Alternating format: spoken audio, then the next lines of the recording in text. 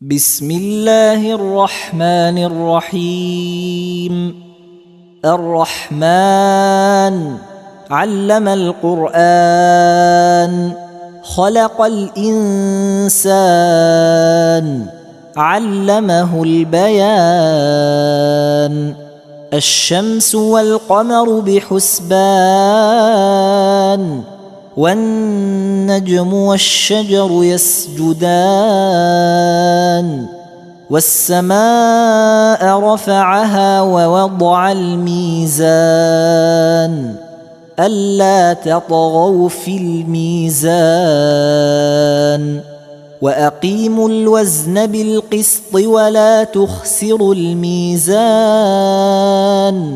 والأرض وضعها للأنام، فيها فاكهة والنخل ذات الأكمام، والحب ذو العصف والريحان. فبأي آلاء ربكما تكذبان؟ خلق الإنسان من صلصال كالفخار، وخلق الجان من مارج من نار. فبأي آلاء ربكما تكذبان؟ رب المشرقين ورب المغربين، فبأي آلاء ربكما تكذبان؟ مرج البحرين يلتقيان، بينهما برزخ لا يبغيان. فبأي آلاء ربكما تكذبان؟ يخرج منهما اللؤلؤ والمرجان. فبأي آلاء ربكما تكذبان؟ وله الجوار المنشآت في البحر كالأعلام. فبأي آلاء ربكما تكذبان؟ كل من عليها فان، ويبقى وجه ربك ذو الجلال والإكرام. فبأي آلاء ربكما تكذبان؟ يسأله من في السماوات والأرض كل يوم هو في شأن. فبأي آلاء ربكما تكذبان؟ سنفرغ لكم أيها الثقلان. فبأي آلاء ربكما تكذبان؟ يا معشر الجن والإنس إن استطعتم أن تنفذوا من أقطار السماوات والأرض فانفذوا، لا تنفذون إلا بسلطان. فبأي آلاء ربكما تكذبان؟ يرسل عليكما شواظ من نار ونحاس فلا تنتصران. فبأي آلاء ربكما تكذبان؟ فإذا انشقت السماء فكانت وردة كالدهان. فبأي آلاء ربكما تكذبان؟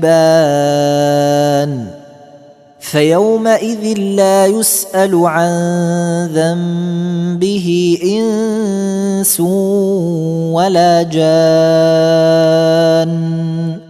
فبأي آلاء ربكما تكذبان؟ يعرف المجرمون بسيماهم فيؤخذ بالنواصي والأقدام فبأي آلاء ربكما تكذبان هذه جهنم التي يكذب بها المجرمون يطوفون بينها وبين حميم آن فبأي آلاء ربكما تكذبان ولمن خاف مقام ربه جنتان فبأي آلاء ربكما تكذبان ذواتا أفنان فبأي آلاء ربكما تكذبان فيهما عينان تجريان فبأي آلاء ربكما تكذبان فيهما من كل فاكهة زوجان فبأي آلاء ربكما تكذبان متكئين على فرش بطائنها من استبرق وجنى الجنتين دان فبأي آلاء ربكما تكذبان فيهن قاصرات الطرف لم يطمثهن إنس قبلهم ولا جان فبأي آلاء ربكما تكذبان كأنهن الياقوت والمرجان فبأي آلاء ربكما تكذبان هل جزاء الإحسان إلا الإحسان فبأي آلاء ربكما تكذبان ومن دونهما جنتان فبأي آلاء ربكما تكذبان مدهامتان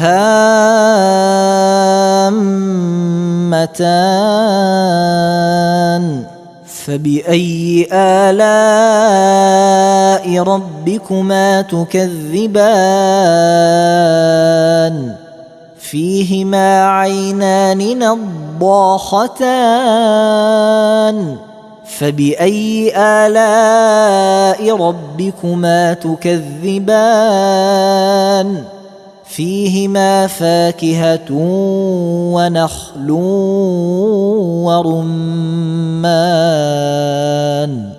فبأي آلاء ربكما تكذبان فيهن خيرات حسان فبأي آلاء ربكما تكذبان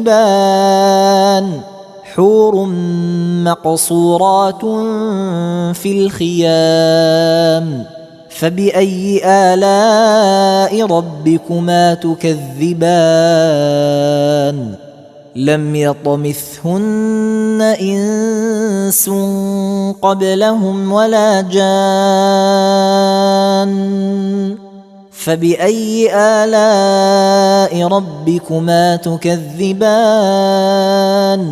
متكئين على رفرف خضر وعبقري حسان فبأي آلاء ربكما تكذبان تبارك اسم ربك ذي الجلال والإكرام